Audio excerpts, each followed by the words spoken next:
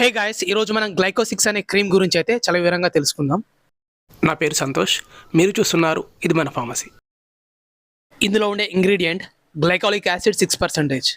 దీని ధర 220 రూపాయలు ప్రతి 30 గ్రాముల క్రీమ్కి. దీనిని మైక్రో ల్యాబ్స్ మార్కెటింగ్ చేస్తూ ఉంటుంది. ఈ మెడికేటెడ్ క్రీమ్ ఏ విధంగా పనిచేస్తుందంటే, ఇది ఒక ఎక్స్ఫోలియేట్, అంటే చనిపోయిన చర్మ కణాలను తీసేసి చర్మాన్ని మృదువుగా చేసేది. ఫలితంగా చర్మం ఆటోమేటిక్గా బ్రైట్నెస్గా మారిపోతుంది. వీటితో పాటు ఇది ఒక యాంటీ బ్యాక్టీరియల్ మరియు యాంటీ ఆక్సిడెంట్ మరియు యాంటీ ఇన్ఫ్లమేటరీ ప్రాపర్టీస్ కూడా ఈ క్రీమ్లో ఉన్నాయి కాబట్టి చర్మాన్ని రిపేర్ చేసి రీస్టోర్ చేయగలుగుతుంది. దీని యొక్క ఉపయోగాన్ని మనం గమనించినట్లయితే, యాక్నే పింపుల్స్ తగ్గించడం కోసం, యాక్నే పింపుల్స్ వల్ల వచ్చే యాక్నే స్కార్స్ మరియు డార్క్ స్పాట్స్ని తగ్గించడం కోసం, ఇంకా మెలాస్మా అనే సమస్యను తగ్గించేందుకు కూడా ఈ క్రీమ్ని అయితే ఉపయోగించవచ్చు. ఇంకా వీటితో పాటు మన చర్మం కలర్తో పోల్చుకుంటే ఇంకా డార్క్గా ఉండే dark neck, dark knuckles, dark elbows కలర్స్ని చేంజ్ చేయడం కోసం, ఇంకా unclogged pores, anti ageing, dry skin ట్రీట్మెంట్లో స్కిన్ బ్రైటనింగ్ కోసం కూడా ఈ క్రీమ్ని అయితే ఉపయోగిస్తుంటారు. ఈ మెడిసిన్ వాడినన్ని రోజులు మాత్రమే ఈ సైడ్ ఎఫెక్ట్స్ని మనం గమనించవచ్చు.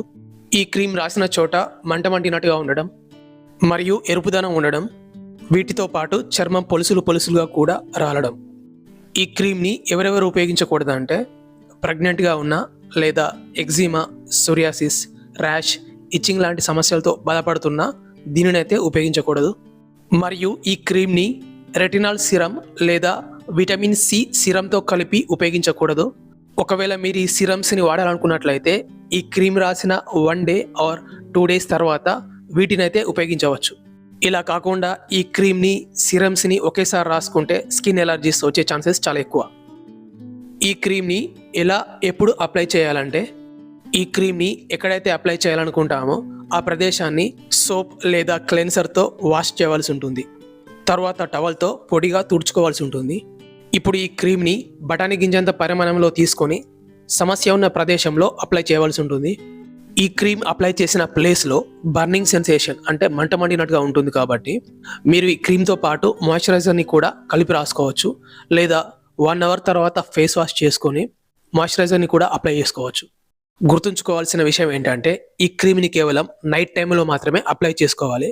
అందులోనూ మీరు నిద్రపోవడానికి 2 అవర్స్ ముందు మాత్రమే అప్లై చేయాలి. ఈ క్రీమ్ని నైట్ టైం అప్లై చేసాం కదా, మార్నింగ్ అయితే ఖచ్చితంగా సన్ స్క్రీన్ లోషన్ లేదా క్రీమ్ని అయితే అప్లై చేసుకోవాల్సి ఉంటుంది. ఈ క్రీమ్ని వారానికి ఎన్నిసార్లు అప్లై చేయవచ్చు అంటే, ఒకవేళ మీది ఆయిల్ స్కిన్ అయితే వారానికి దీనిని 3 సార్లు కూడా అప్లై చేసుకోవచ్చు. అంటే ఆల్టర్నేట్ డేలో అప్లై చేయాలన్నమాట. ఇంకా క్లియర్గా చెప్పాలంటే, ఒక రోజు అప్లై చేసి 2వ రోజు బ్రేక్ ఇచ్చి 3వ రోజు మళ్ళీ అప్లై చేయడం, ఈ విధంగా 3 సార్లు అప్లై చేయాలన్నమాట. ఒకవేళ మీది డ్రై స్కిన్ అయితే వారానికి 2 సార్లు, అంటే 3 రోజులకు ఒకసారి ఈ క్రీమ్ని అప్లై చేయాలన్నమాట. డ్రై స్కిన్ ఉన్నవాళ్ళు మర్చిపోకుండా గ్లైకోసిక్స్ క్రీమ్తో పాటు మాయిశ్చరైజర్ని కూడా కలిపి అప్లై చేసుకోవాల్సి ఉంటుంది. ఆయిల్ స్కిన్ ఉన్నవాళ్ళు గ్లైకోలిక్ యాసిడ్ ఉపయోగించేటప్పుడు మాయిశ్చరైజర్ ఉపయోగించకపోయినా పెద్దగా సమస్య ఉండదు.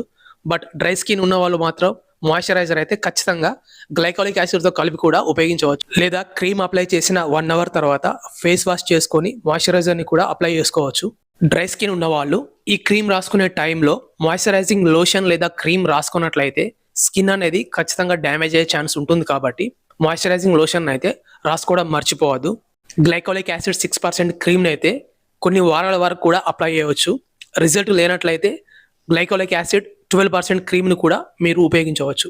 కొందరిలో ఈ క్రీమ్ అనేది సూట్ అవ్వకపోవచ్చు కాబట్టి ఈ క్రీమ్ని అప్లై చేసుకునే ముందు ప్యాచ్ టెస్ట్ అనేది చేసుకోవాల్సి ఉంటుంది. అంటే ఈ క్రీమ్ని డైరెక్ట్గా మీరు ఫేస్కి కానీ లేదా ఎఫెక్టెడ్ ఏరియాలో కాకుండా మీ మెడకి కొంచెం రాసుకొని చూసుకోండి. ఆ ఏరియాలో రెడ్నెస్ కానీ లేదా ఇచ్చింగ్ కానీ ఏదైనా ఎలర్జిక్ రియాక్షన్స్ లేకపోతే మీరు ఫేస్ కానీ లేదా మీరు ఎక్కడ రాసుకోవాలనుకుంటున్నారో ఆ ఏరియాలో ఈ క్రీమ్ని అయితే అప్లై చేసుకోవచ్చు. ఈ క్రీమ్ని అప్లై చేసిన తర్వాత చేతులను అయితే శుభ్రంగా కడుక్కోవాల్సి ఉంటుంది. ఈ క్రీమ్ కనుక ఒకవేళ కళ్ళలో పడితే వెంటనే చల్లటి నీటితో కడిగేవలసి ఉంటుంది.